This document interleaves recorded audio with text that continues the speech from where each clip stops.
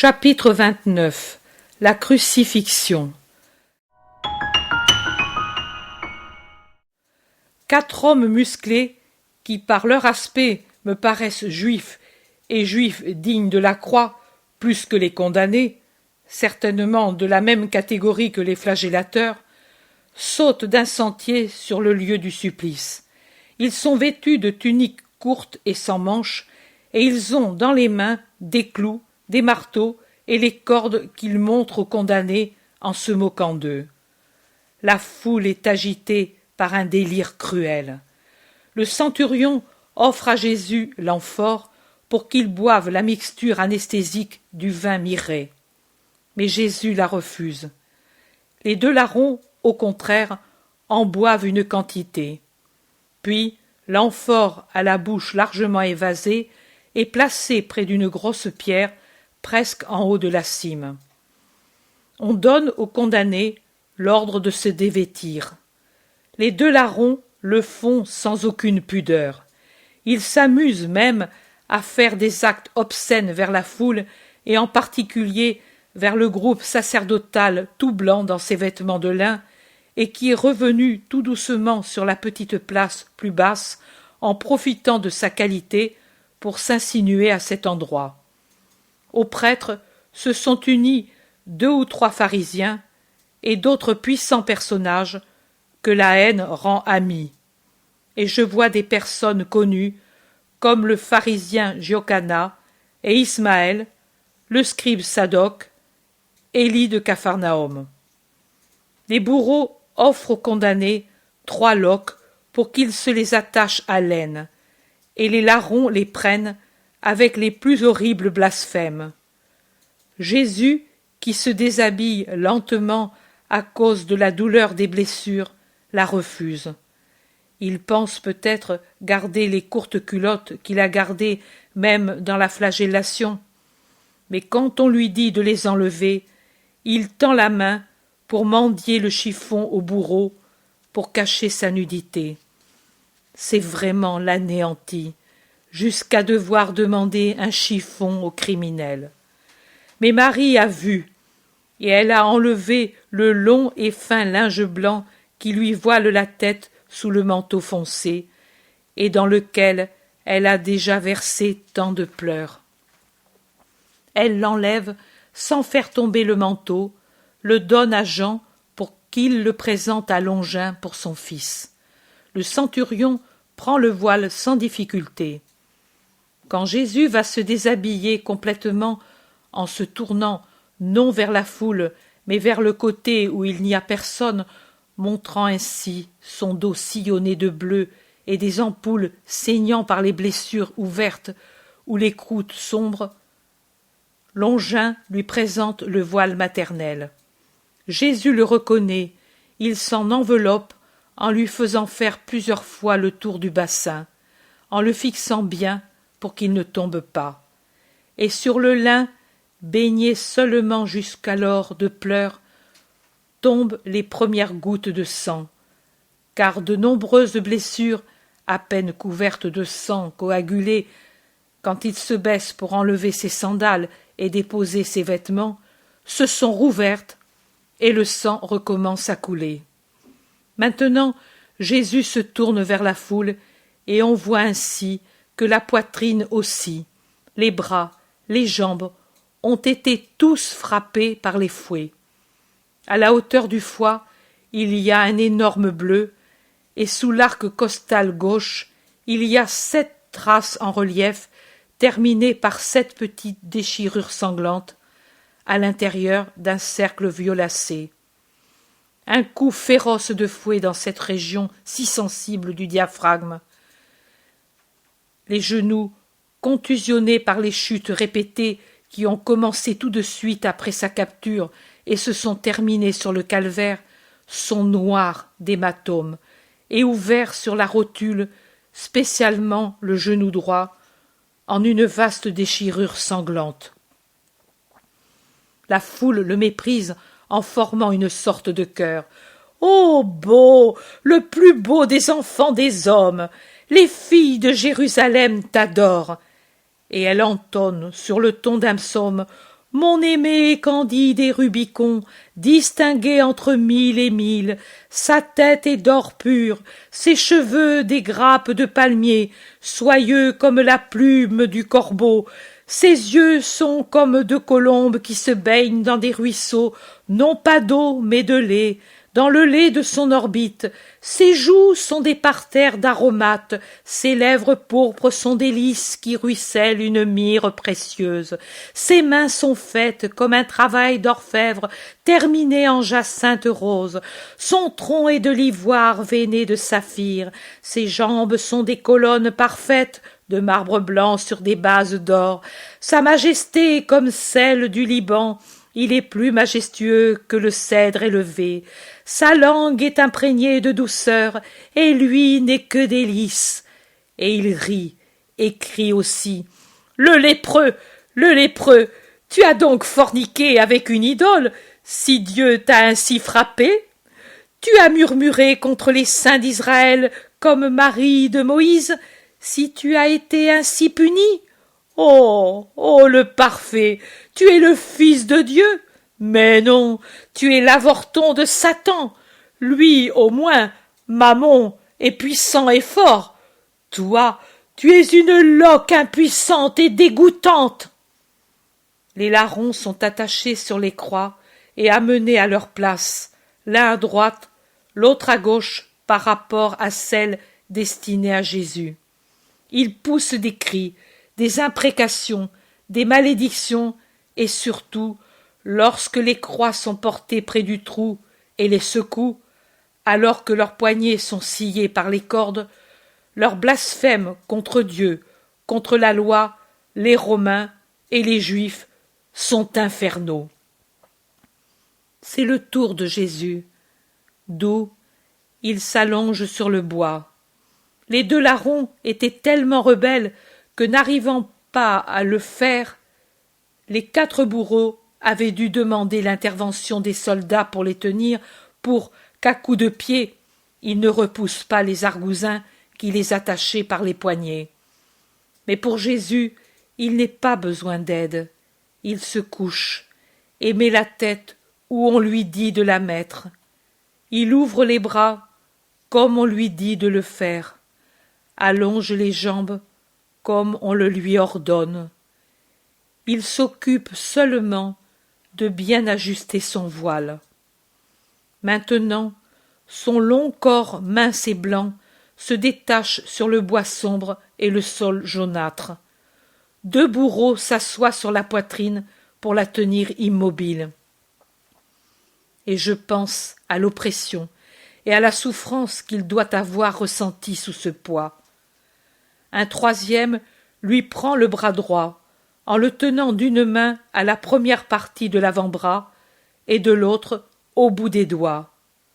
Le 4e, qui a déjà dans les mains le long clou dont la tige quadrangulaire est en pointe et se termine en une plaque arrondie et plate, large comme un sou d'autrefois, regarde si le trou déjà fait dans le bois correspond à la jointure radio-ulnaire du poignet. Il va bien. Le bourreau applique la pointe du clou au poignet, lève le marteau et donne le premier coup. Jésus, qui avait les yeux fermés, pousse un cri et a une contraction à la suite de la douleur aiguë et ouvre les yeux qui nagent dans les larmes. Ce doit être une douleur atroce qu'il éprouve. Le clou pénètre en rompant les muscles, les veines, les nerfs, en brisant les os. Marie répond au cri de son fils torturé par un gémissement qui a quelque chose de la plainte d'un agneau qu'on égorge, et elle se courbe comme brisée en tenant sa tête dans ses mains. Jésus, pour ne pas la torturer, ne crie plus, mais les coups sont là, méthodiques, âpres, du fer contre le fer. Et quand on pense que dessous c'est un membre vivant qui les reçoit. La main droite est clouée, on passe à la gauche, le trou ne correspond pas aux carpes. Alors ils prennent une corde, lient le poignet gauche et tirent jusqu'à déboîter la jointure et arracher les tendons et les muscles, sans compter qu'il déchire la peau déjà sciée par les cordes de la capture. L'autre main aussi doit souffrir, car elle était tirée par contre-coup, et autour de son clou, le trou s'élargit. Maintenant, on arrive à peine au commencement du métacarpe, près du poignet. Ils se résignent et ils clouent où ils peuvent, c'est-à-dire entre le pouce et les autres doigts, exactement au centre du métacarpe.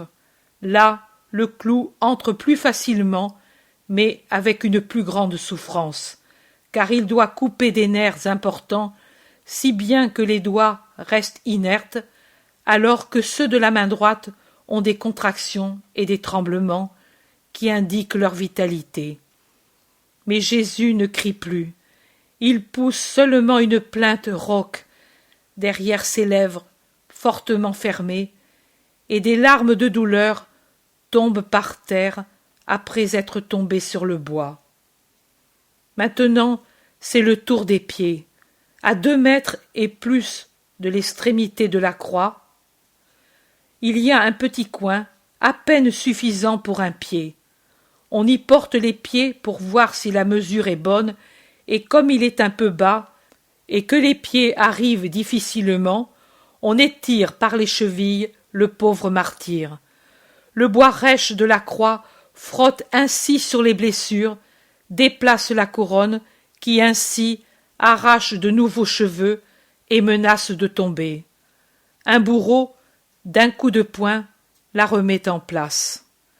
Maintenant, ceux qui étaient assis sur la poitrine de Jésus se lèvent pour se placer sur les genoux, car Jésus a un mouvement involontaire pour retirer ses jambes, en voyant briller au soleil le clou très long qui, en longueur et en largeur, est le double de ceux qui ont servi pour les mains.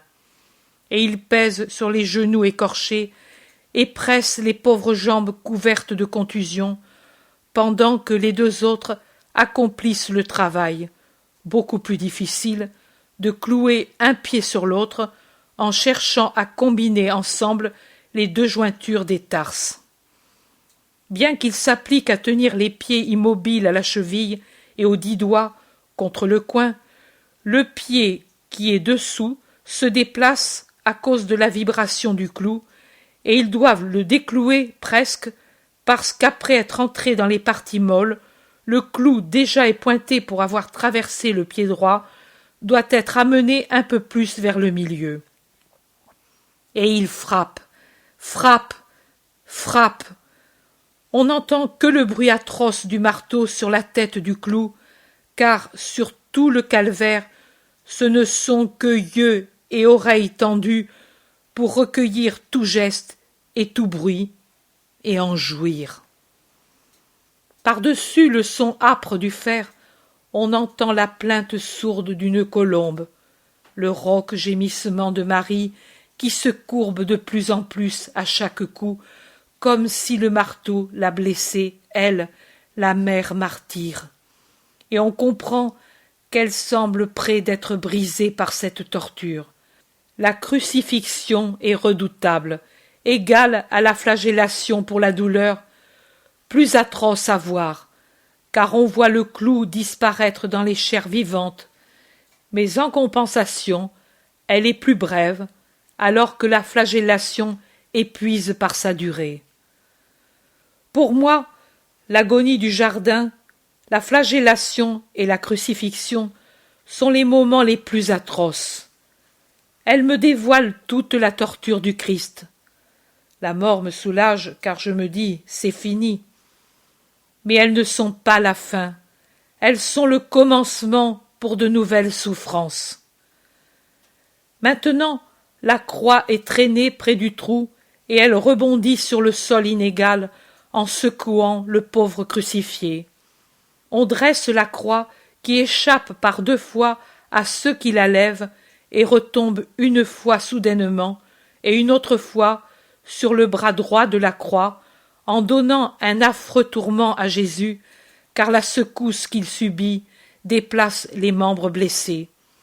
Mais quand ensuite On laisse tomber la croix dans son trou avant d'être immobilisée avec des pierres et de la terre. Elle ondule en tous les sens en imprimant de continuels déplacements au pauvre corps suspendu à 3 clous. La souffrance doit être atroce. Tout le poids du corps se déplace en avant et vers le bas, et les trous s'élargissent, en particulier celui de la main gauche, et s'élargit le trou des pieds, alors que le sang coule plus fort. Le sang des pieds coule le long des doigts, par terre, et le long du bois de la croix. Mais celui des mains suit les avant-bras, car ils sont plus hauts aux poignets qu'aux aisselles, par suite de la position, et il coule aussi le long des côtes, en descendant de l'aisselle vers la taille. La couronne, quand la croix ondule avant d'être fixée, se déplace, car la tête se rabat vers l'arrière, en enfonçant dans la nuque le gros nœud d'épines qui termine la couronne piquante, et puis revient se placer sur le front, et griffe sans pitié. Finalement, la croix est bien en place, et il n'y a que le tourment d'y être suspendu. On dresse aussi les larrons qui, une fois mis verticalement, crient comme si on les écorchait vifs à cause de la torture des cordes qui scient les poignets et rendent les mains noires, en gonflant les veines comme des cordes. Jésus se tait. La foule ne se tait plus, au contraire, mais reprend son vacarme infernal. Maintenant, la cime du Golgotha a son trophée et sa garde d'honneur. À la limite la plus élevée, la croix de Jésus, aux côtés, les 2 autres. Une demi-centurie de soldats, l'arme aux pieds, tout autour du sommet. À l'intérieur de ce cercle d'hommes armés, les 10 cavaliers maintenant démontés, qui jouent au dé les vêtements des condamnés. Debout, entre la croix de Jésus et celle de droite, Longin. Il semble monter la garde d'honneur au roi martyr. L'autre demi-centurie, au repos, est aux ordres de l'aide de camp de Longin sur le sentier de gauche et sur la place plus basse, en attendant d'être employé s'il en était besoin. De la part des soldats, c'est une indifférence à peu près totale. Seul quelqu'un lève parfois son visage vers les crucifiés. Longin, au contraire, observe tout avec curiosité et intérêt. Il confronte et juge mentalement. Il confronte les crucifiés et le Christ spécialement avec les spectateurs. Son œil pénétrant ne perd aucun détail et, pour mieux voir, de la main, il protège ses yeux, car le soleil doit le gêner. C'est en fait un soleil étrange, d'un jaune rouge d'incendie. Et puis, il semble que l'incendie s'éteigne tout à coup à cause d'un nuage noir comme de la poix qui surgit de derrière les chaînes juives et qui parcourt rapidement le ciel et va disparaître derrière d'autres montagnes.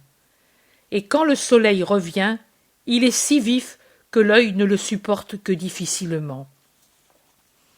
En regardant, il voit Marie juste au-dessous du talus qui tient levé vers son fils son visage déchiré. Il appelle un des soldats qui joue au dé et lui dit « Si la mère veut monter avec le fils qui l'accompagne, qu'elle vienne.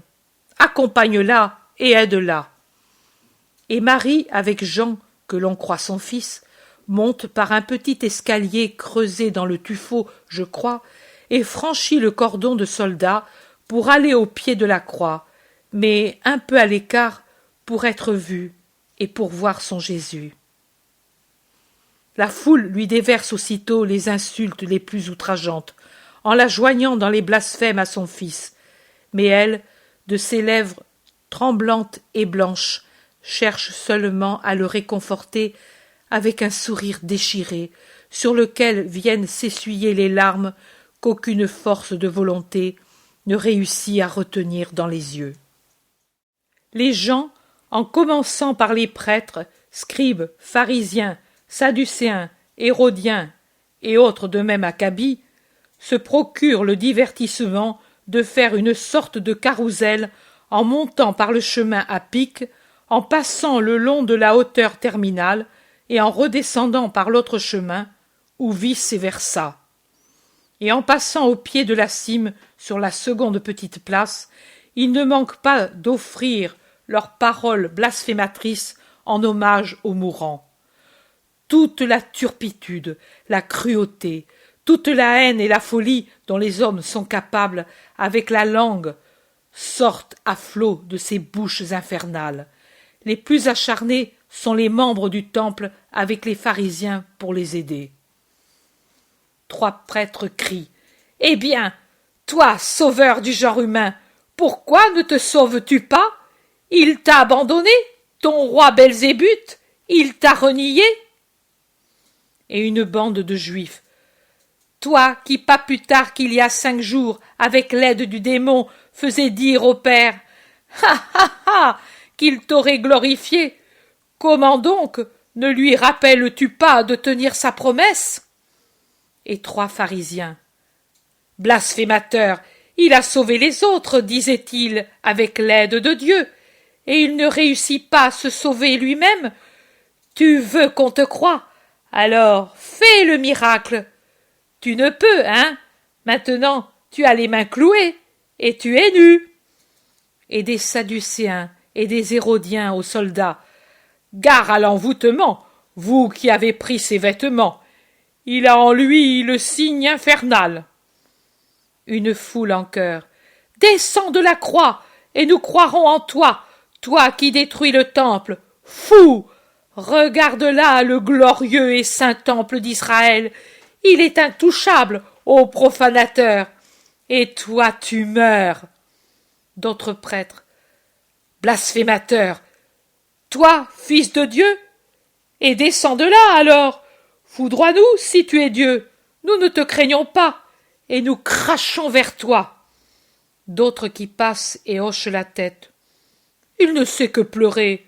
Sauve-toi, s'il est vrai que tu es l'élu! Les soldats. Et sauve-toi donc! Réduis en cendres cette subure de la subure! Oui, subure de l'Empire! Voilà ce que vous êtes, canaille de Juifs! Fais-le! Rome te mettra au Capitole et t'adorera comme une divinité. Les prêtres avec leurs compères. Ils étaient plus doux, les bras des femmes, que ceux de la croix, n'est-ce pas? Mais regarde, ils sont déjà prêts à te recevoir, et ils disent un terme infâme. Tu as Jérusalem tout entière pour te servir de paranymphe, et ils sifflent comme des charretiers. D'autres lancent des pierres. Change-les en pain, toi qui multiplies les pains. D'autres, en singeant les hosannas du dimanche des palmes, lancent des branches et crient Maudit celui qui vient au nom du démon, maudit son royaume, gloire à Sion qui le sépare du milieu des vivants. Un pharisien se place en face de la croix. Il montre le poing en lui faisant les cornes et il dit Je te confie au Dieu de Sinaï, disais-tu. Maintenant, le Dieu du Sinaï te prépare au feu éternel. Pourquoi n'appelles-tu pas Jonas pour qu'il te rende un bon service? Un autre. N'abîme pas la croix avec les coups de ta tête. Elle doit servir pour tes fidèles. Une légion entière en mourra sur ton bois. Je te le jure, sur Yahvé. Et pour commencer, j'y mettrai Lazare. Nous verrons si tu l'enlèves à la mort maintenant. Oui, oui, allons chez Lazare. Clouons-le de l'autre côté de la croix.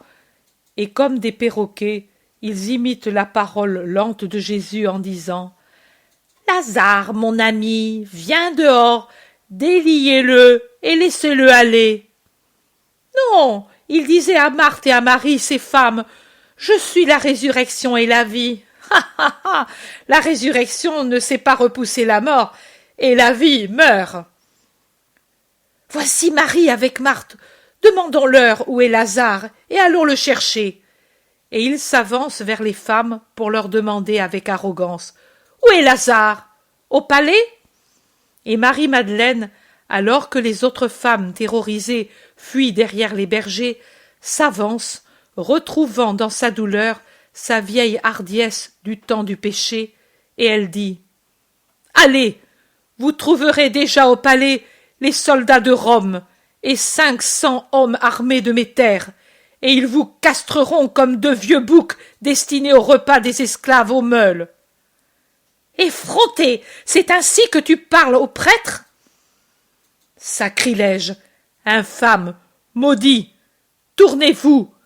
Derrière vous, vous avez, je le vois, les langues des flammes infernales. » Les lâches se tournent, vraiment terrorisés, tant est assurée l'affirmation de Marie, mais s'ils n'ont pas les flammes derrière eux, ils ont au rein les lances romaines bien pointues.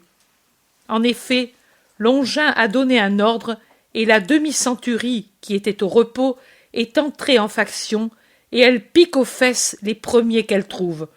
Ceux-ci s'enfuient en criant, et la demi-centurie reste pour fermer l'entrée des deux chemins et pour faire un barrage à la petite place. Les Juifs crient des imprécations, mais Rome est la plus forte. La Madeleine rabaisse son voile, et elle l'avait levé pour parler à ceux qui les insultaient, et revient à sa place. Les autres se joignent à elle. Mais le larron de gauche continue ses insultes du haut de sa croix. Il semble qu'il ait voulu rassembler tous les blasphèmes d'autrui, et il les débite tous, en disant pour finir « Sauve-toi, et sauve-nous, si tu veux que l'on te croie. Le Christ, toi, tu es un fou. Le monde appartient aux fourbes, et Dieu n'existe pas. Moi j'existe, cela est vrai, et pour moi tout est permis. Dieu, faribole, mise pour nous tenir tranquilles. Vive notre moi, lui seul est roi et Dieu. » L'autre larron, celui de droite, a Marie presque à ses pieds, et il la regarde presque plus qu'il ne regarde le Christ. Depuis un moment, il pleure en murmurant « La mère !» Il dit « Tais-toi, tu ne crains pas Dieu, même maintenant que tu souffres cette peine. Pourquoi insultes-tu celui qui est bon? Et son supplice est encore plus grand que le nôtre, et il n'a rien fait de mal. » Mais l'autre continue ses imprécations.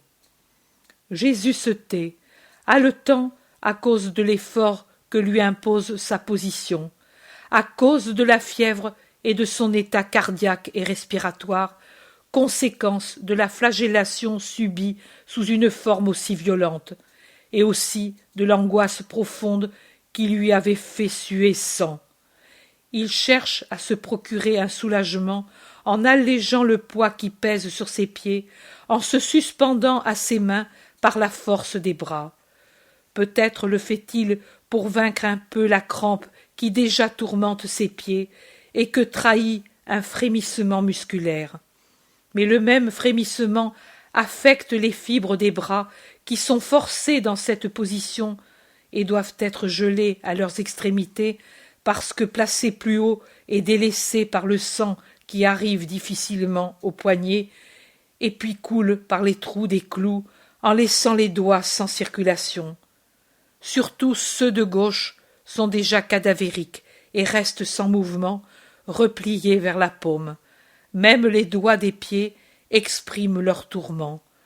En particulier les gros orteils, peut-être parce que leur nerf est moins blessé, se lèvent, s'abaissent, s'écartent.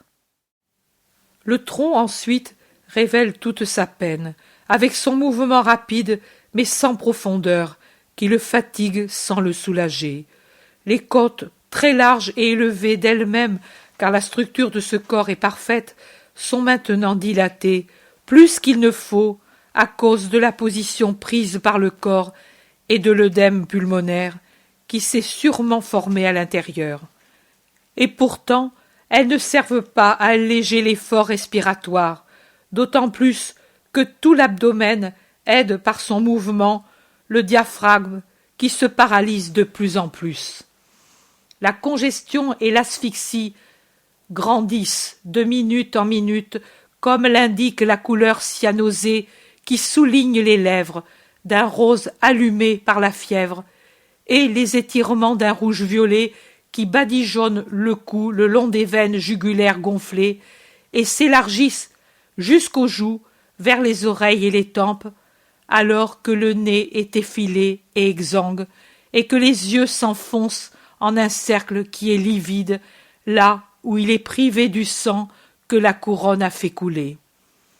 Sous l'arc costal gauche, on voit le cou propagé à partir de la pointe du cœur, irrégulier mais violent, et de temps en temps, par l'effet d'une convulsion interne, le diaphragme a un frémissement profond qui se manifeste par une détente totale de la peau dans la mesure où elle peut s'étendre sur ce pauvre corps blessé et mourant. Le visage a déjà l'aspect que nous voyons dans les photographies du linceul, avec le nez dévié et gonflé d'un côté, et même le fait de tenir l'œil droit presque fermé, à cause de l'enflure qui existe de ce côté, augmente la ressemblance. La bouche, au contraire, est ouverte, avec sa blessure sur la lèvre supérieure, désormais réduite à une croûte.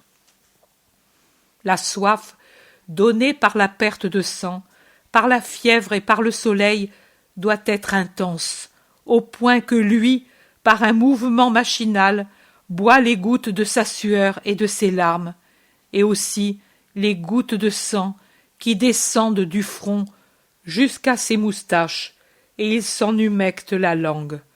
La couronne d'épines l'empêche de s'appuyer au tronc de la croix pour aider la suspension par les bras et soulager les pieds. Les reins et toute l'épine dorsale se courbent vers l'extérieur en restant détachés du tronc de la croix à partir du bassin vers le haut à cause de la force d'inertie qui fait pencher en avant un corps suspendu comme était le sien. Les Juifs, repoussés au-delà de la petite place, ne cessent pas leurs insultes, et le larron impénitent leur fait écho. L'autre, qui maintenant regarde la mère avec une pitié toujours plus grande et pleure, lui riposte âprement quand il se rend compte qu'elle aussi est comprise dans l'insulte. « Tais-toi, rappelle-toi que tu es né d'une femme, et réfléchis que les nôtres ont pleuré à cause de leur fils, et ce furent des larmes de honte, parce que nous sommes des criminels. Nos mères sont mortes.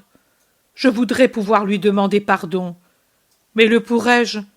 C'était une sainte. Je l'ai tuée par la douleur que je lui ai donnée. Je suis un pécheur. Qui me pardonne? Mère, au nom de ton fils mourant, prie pour moi. » La mère lève un moment son visage torturé, et elle le regarde, ce malheureux, qui, à travers le souvenir de sa mère et la contemplation de la mère, va vers le repentir, et elle paraît le caresser de son regard de colombe. Dismas pleure plus fort, ce qui déchaîne encore plus les moqueries de la foule et de son compagnon. La première crie « Bravo, prends-la pour mère, ainsi elle a 2 fils criminels !» Et l'autre renchérit « Elle t'aime, car tu es la copie mineure de son bien-aimé. » Jésus parle pour la première fois. « Père, pardonne-leur, parce qu'ils ne savent pas ce qu'ils font. » Cette prière chasse toute crainte chez Dismas. Il ose regarder le Christ et dit « Seigneur, souviens-toi de moi quand tu seras dans ton royaume. Pour moi, il est juste que je souffre ici, mais donne-moi miséricorde et paix au-delà de la vie. Une fois, je t'ai entendu parler, et, dans ma folie, j'ai repoussé ta parole. Maintenant, je m'en repens. De mes péchés, je me repens devant toi, Fils du Très-Haut. Je crois que tu viens de Dieu. Je crois en ton pouvoir. Je crois en ta miséricorde. Christ, pardonne-moi au nom de ta mère et de ton Père très saint. Jésus se tourne et le regarde avec une profonde pitié, et il a un sourire encore très beau sur sa pauvre bouche torturée. Il dit : Moi, je te le dis, aujourd'hui, tu seras avec moi au paradis.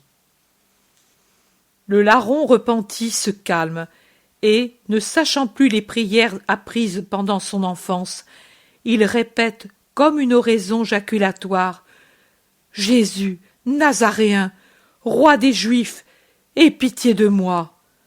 Jésus, Nazaréen, roi des Juifs, j'espère en toi. Jésus, Nazaréen, roi des Juifs, je crois à ta divinité. L'autre persiste dans ses blasphèmes. Le ciel devient toujours plus sombre. Maintenant, c'est difficilement que les nuages s'ouvrent pour laisser passer le soleil, mais ils s'amoncellent en couches de plus en plus sombres, blanches, verdâtres, se surmontent, se démêlent, selon les caprices d'un vent froid qui parcourt le ciel, à intervalles, et puis descend sur la terre, et puis se tait de nouveau. Et l'air est presque plus sinistre quand il se tait, étouffant et mort, que quand il siffle, coupant et rapide. La lumière, d'abord vive outre mesure, est en train de devenir verdâtre. Les visages prennent des aspects bizarres. Sous leurs casques et dans leurs cuirasses, d'abord brillantes et devenues maintenant comme enveloppées dans une lumière verdâtre et sous un ciel de cendres, les soldats présentent des profils durs comme s'ils étaient sculptés. Les Juifs, en majorité bruns de peau et de cheveux et de barbe, paraissent dénoyés, tant leurs visages deviennent terreux.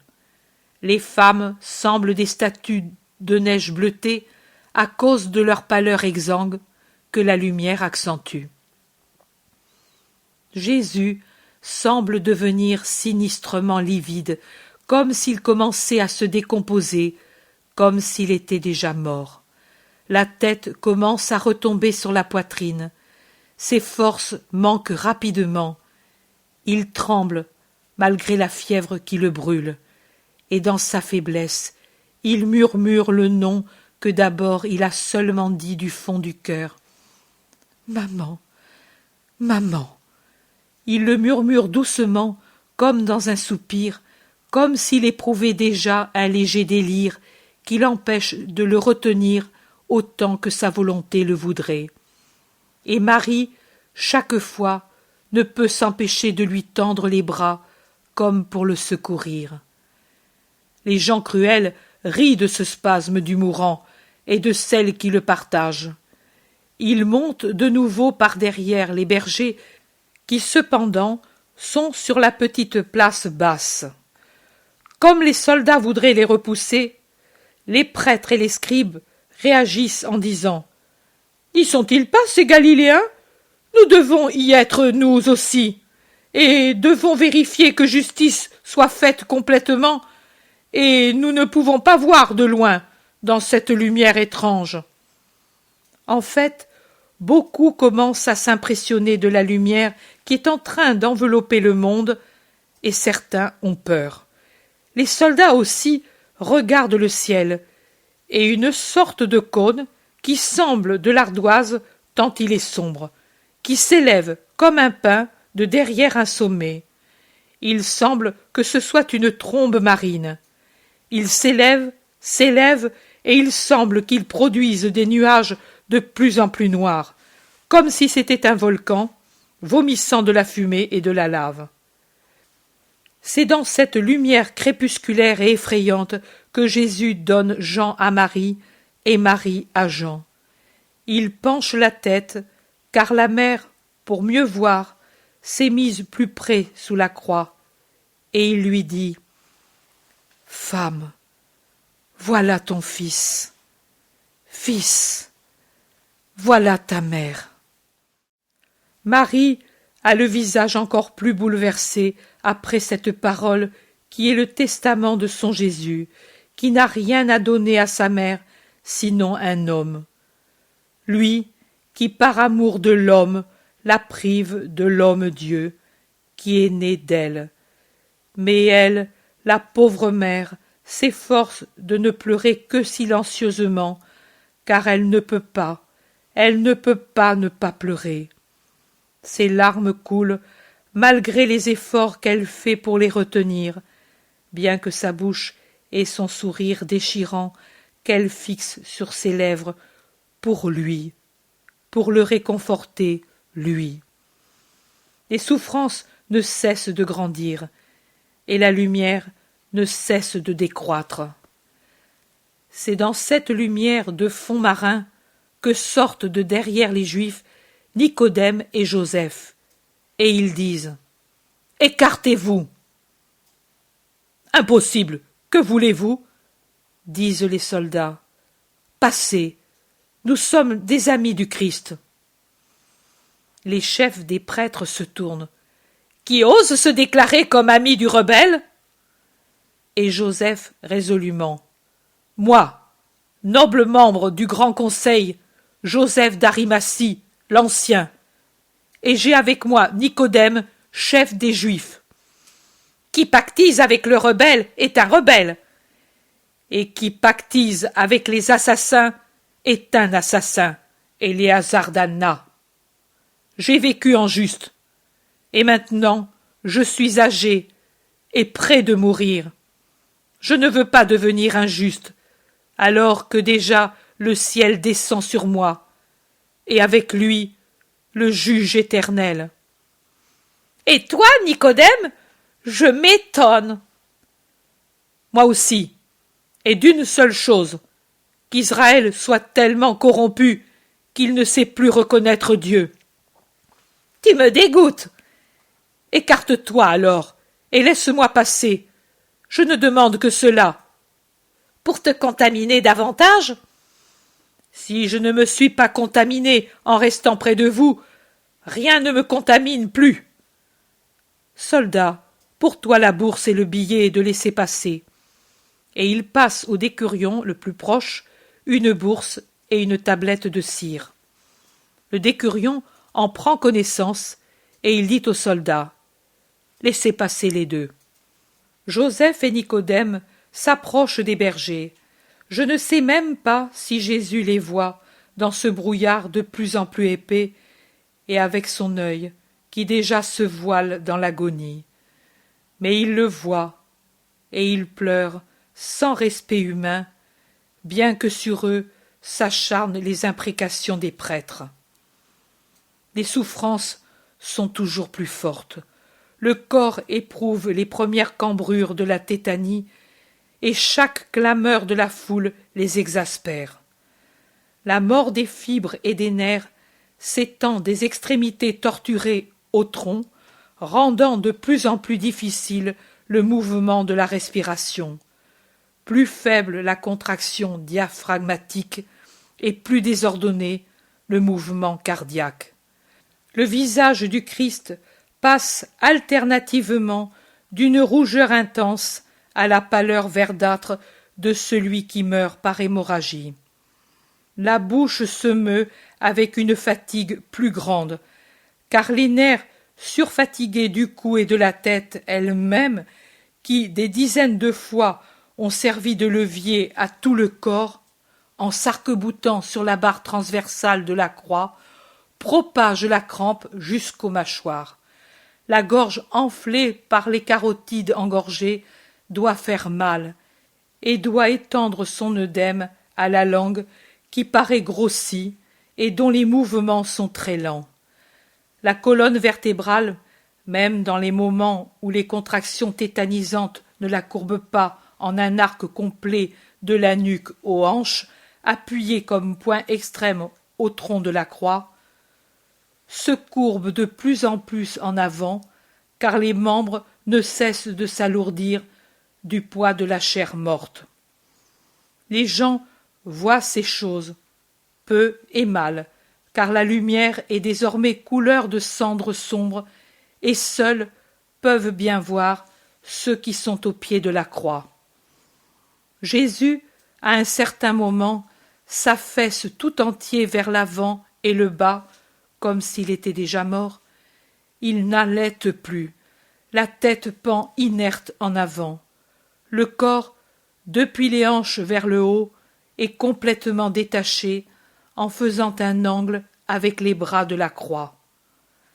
Marie pousse un cri. « Il est mort !» Un cri tragique qui se propage dans l'air obscurci. Et Jésus semble réellement mort. Un autre cri de femme lui répond, et dans le groupe des femmes, je vois un mouvement. Puis, une dizaine de personnes s'éloignent en soutenant quelque chose, mais je ne puis voir qui s'éloigne ainsi. Elle est trop faible, la lumière brumeuse. On dirait que l'on est plongé dans une nuée épaisse de cendres volcaniques. « Ce n'est pas possible !» crient des prêtres et des juifs. « C'est une feinte pour nous éloigner. Soldat, pique-le de ta lance, c'est un bon remède pour lui rendre la voix. » Et comme les soldats ne le font pas, une volée de pierres et de mottes de terre vole vers la croix, frappant le martyr et retombant sur les cuirasses romaines. Le remède, comme disent ironiquement les Juifs, opère le prodige. Certainement, une pierre a frappé adroitement, peut-être la blessure d'une main, ou la tête elle-même, car il visait vers le haut. Jésus pousse un gémissement pitoyable et revient à lui. Le thorax recommence à respirer avec beaucoup de peine, et la tête à se tourner de droite à gauche, en cherchant un endroit pour se poser, afin de moins souffrir, sans trouver autre chose qu'une peine plus grande. Avec une grande peine, en s'appuyant une fois encore sur ses pieds torturés, trouvant de la force dans sa volonté, uniquement en elle, Jésus se raidit sur la croix, se dresse comme s'il était un homme saint dans toute sa force. Il lève son visage en regardant avec des yeux bien ouverts le monde qui s'étend à ses pieds, la ville lointaine qu'on entrevoit à peine comme une vague blancheur dans la brume, et le ciel noir, où tout azur et toute trace de lumière ont disparu. Et vers ce ciel fermé, compact, bas, semblable à une énorme plaque d'ardoise sombre, il pousse un grand cri, triomphant par la force de sa volonté, par le besoin de son âme, de l'obstacle des mâchoires raidies, de sa langue enflée, de sa gorge gonflée. « Éloi, Éloi, lama sabachthani » je l'entends parler ainsi. Il doit se sentir mourir, et dans un abandon absolu du ciel, pour reconnaître par un tel cri l'abandon paternel. Les gens rient et se moquent. Ils l'insultent. « Dieu n'a que faire de toi. Les démons sont maudits de Dieu. » D'autres crient. « Voyons si Élie qui l'appelle vient le sauver. » Et d'autres. « Donnez-lui un peu de vinaigre pour qu'il se gargarise la gorge. C'est bon pour la voix. Élie ou Dieu, car on ne sait pas ce que veut le fou, sont loin. Il faut de la voix pour se faire entendre. » Et ils rient comme des hyènes ou comme des démons. Mais aucun soldat ne donne du vinaigre, et personne ne vient du ciel pour le réconforter. C'est l'agonie solitaire, totale, cruelle, même surnaturellement cruelle, de la grande victime. Elles reviennent, les avalanches de douleurs désolées qui déjà l'avaient accablé au Gethsémani. Elle revient, la marée des péchés du monde entier, pour frapper le naufragé innocent, pour l'engloutir dans leur amertume. Elle revient surtout, la sensation, plus crucifiante que la croix elle-même, plus désespérante que toute torture, que Dieu l'a abandonnée, et que sa prière ne monte pas vers lui. Et c'est le tourment final, celui qui accélère la mort, car il exprime les dernières gouttes de sang des pores, parce qu'il écrase les dernières fibres du cœur, car il termine ce que la première connaissance de cet abandon a commencé, la mort. Car c'est de cela, comme première cause, qu'est mort mon Jésus, ô Dieu qui l'a frappé à cause de nous. Après ton abandon, par l'effet de ton abandon, que devient une créature? Ou un fou, ou un mort. Jésus ne pouvait pas devenir fou, car son intelligence était divine et spirituelle comme l'est l'intelligence. Elle triomphait du traumatisme total de celui que Dieu frappait. Il devint donc un mort, le très saint mort, le mort absolument innocent. Mort, lui qui était la vie, tué par ton abandon et par nos péchés. L'obscurité devient encore plus épaisse. Jérusalem disparaît complètement. Les pentes du calvaire lui-même semblent s'annuler. Seule la cime est visible, comme si les ténèbres la surélevaient pour recueillir l'unique et dernière lumière qui restait, en la plaçant, comme pour une offrande avec son trophée divin, sur une nappe d'onyx liquide, pour qu'elle soit vue par l'amour et par la haine. Et de cette lumière, qui n'est pas de la lumière, vient la voix plaintive de Jésus. J'ai soif. Il y a en effet un vent qui altère, même ceux qui sont en bonne santé. Un vent continu maintenant, violent, chargé de poussière, froid, effrayant. Je pense à la douleur qu'il aura donnée par son souffle violent aux poumons, au cœur, au gosier de Jésus, à ses membres glacés, engourdis, blessés. Mais vraiment, tout s'est mis à torturer le martyr.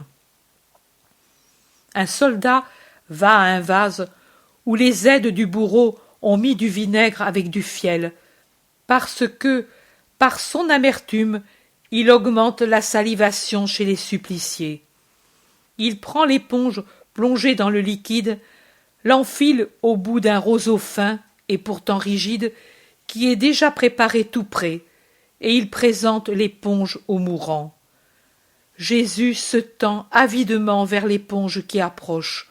On dirait un enfant affamé qui cherche le sein maternel. Marie, qui voit, et certainement à cette pensée, gémit en s'appuyant sur Jean. Oh, et je ne puis même pas lui donner une goutte de mes pleurs. Ô mon sein, pourquoi ne donnes-tu plus le lait? Ô Dieu, pourquoi nous abandonnes-tu ainsi? Un miracle pour mon fils, qui me soulève pour que je le désaltère de mon sang, puisque je n'ai pas de lait. Jésus, qui a sucé avidement l'âpre et amère boisson, détourne la tête dégoûté. Cette boisson doit en plus brûler les lèvres blessées et gercées. Il se retire, s'affaisse, s'abandonne. Tout le poids du corps retombe sur les pieds et en avant.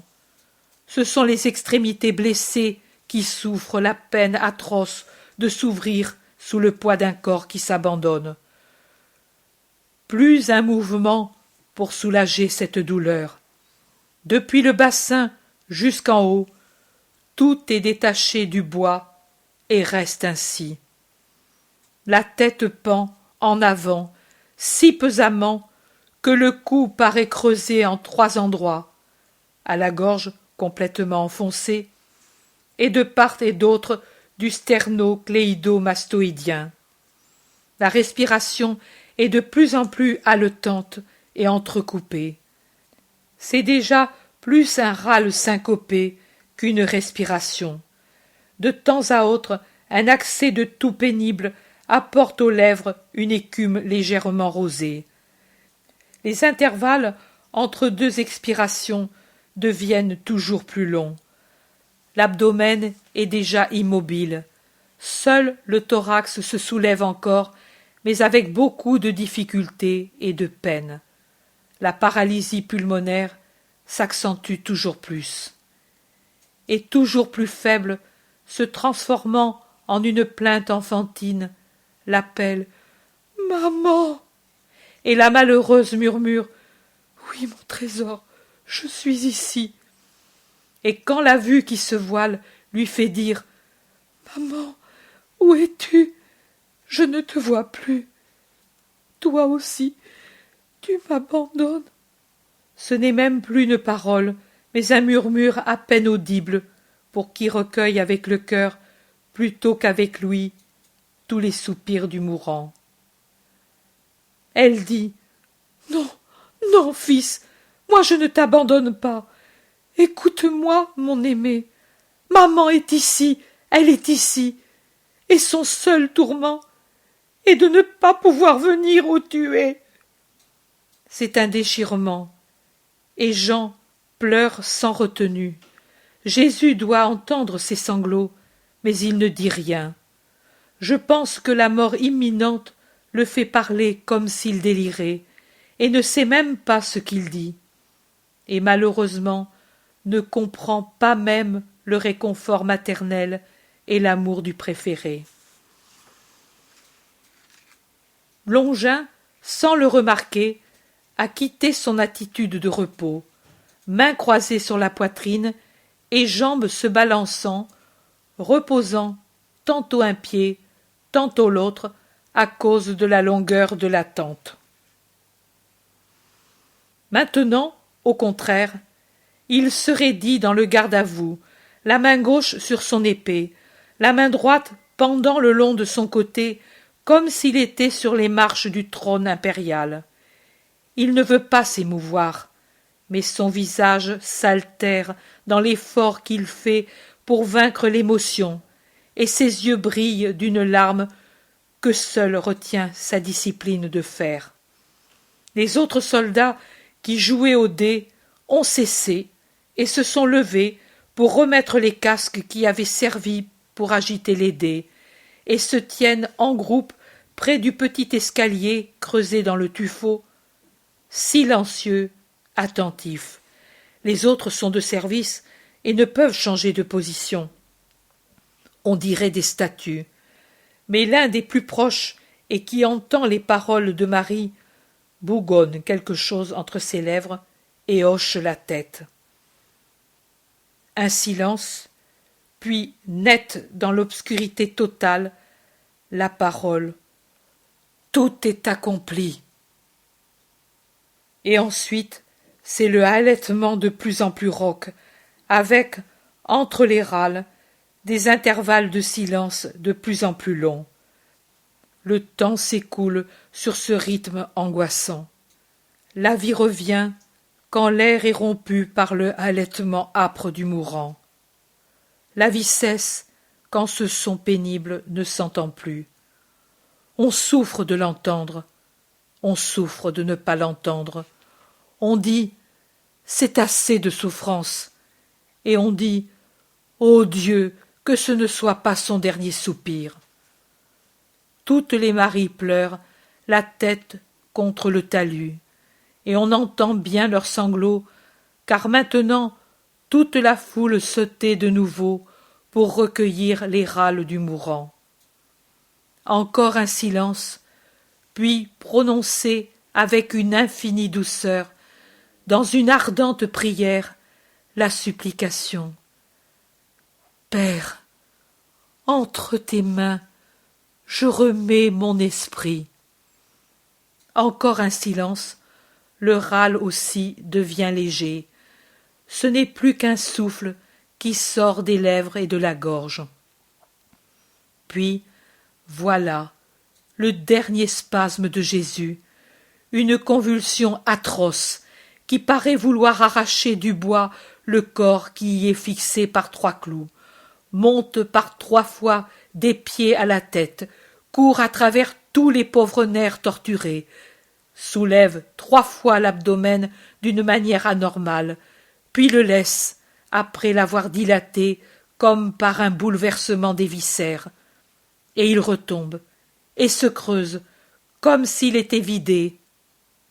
Elle se lève, gonfle, resserre si fortement le thorax que la peau se creuse entre les côtes qui se tendent, en apparaissant sous l'épiderme, et rouvrant les blessures de la flagellation.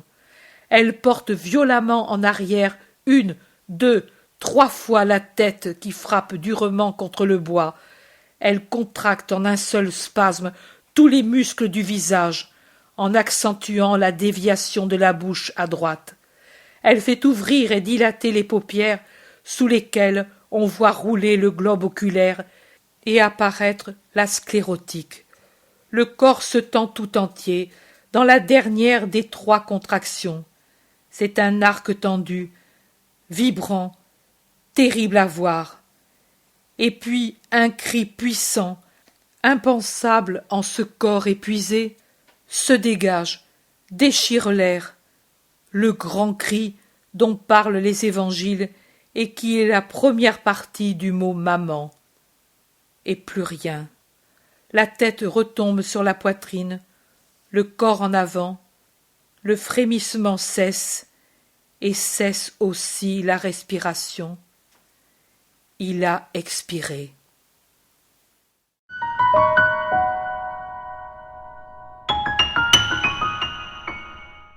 L'intérêt pour les écrits de Maria Valtorta ne cesse de grandir.